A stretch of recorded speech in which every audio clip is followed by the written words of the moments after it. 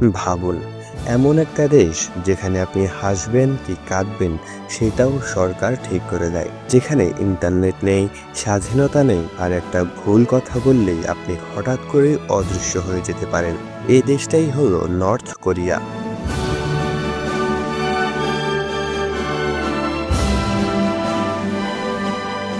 1945 সাল শেষ হলো দ্বিতীয় বিশ্বযুদ্ধ। এরপর কোরিয়া দুই ভাগে ভাগ হয়ে যায়। উত্তরে কমিউনিস্ট শাসন, দক্ষিণে গণতন্ত্র। উত্তরের ক্ষমতায় আসে এক ব্যক্তি, দ্বিতীয় কিম সাং। তিনি তৈরি করেন এক শক্তিশালী নিয়ন্ত্রিত রাষ্ট্র। তারপর শুরু হয় কোরিয়ান ওয়ার, যা আজও আনুষ্ঠানিকভাবে শেষ হয়নি।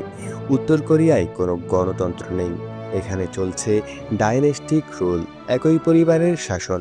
বর্তমান নেতা কিম জং উন। এখানে মানুষ টিভিতে শুধু সরকার অনুমোদিত চ্যানেল দেখে। ইন্টারনেট সাধারণ মানুষের জন্য প্রায় নিষিদ্ধ, এমনকি চুল কাটার স্টাইলও নির্ধারণ করে সরকার। আর সবচেয়ে ভয়ঙ্কর বিষয়, সরকারের বিরুদ্ধে কথা বললে ব্যক্তিসহ ব্যক্তির পুরো পরিবারও শাস্তি পেতে পারে। রাজধানী পিয়ংইয়াং দেখতে খুব আধুনিক, পরিষ্কার, কিন্তু এটা একটা শোকেস সিটি। বাস্তবে দেশের বেশিরভাগ মানুষ দারিদ্র্যে জীবন কাটায়। অনেক জায়গায় খাবারের সংকট আছে, বিদ্যুৎ থাকে না, চিকিৎসা সীমিত। মানুষ নিজের মতামত প্রকাশ করতে ভয় পায়, কারণ এখানে বাক স্বাধীনতা বলতে কিছু নেই। উত্তর কোরিয়া বিশ্বের অন্যতম গোপন দেশ।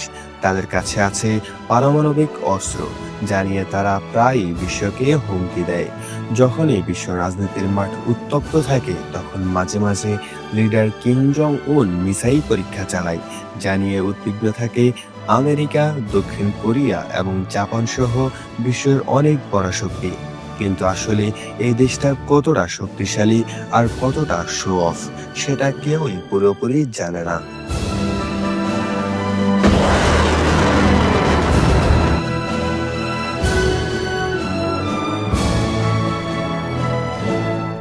উত্তর কোরিয়া এমন একটা দেশ যেখানে সত্যতা লুকানো, বাস্তবতা আর প্রোপাগান্ডার মাঝে পার্থক্য করাও কঠিন।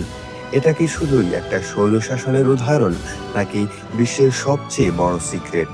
এই সরকারের নীতি খাবার না খেয়ে অস্ত্র বানানো, যা বর্তমান বিশ্বের পরিস্থিতি বিবেচনায় আসলেই যৌক্তিক।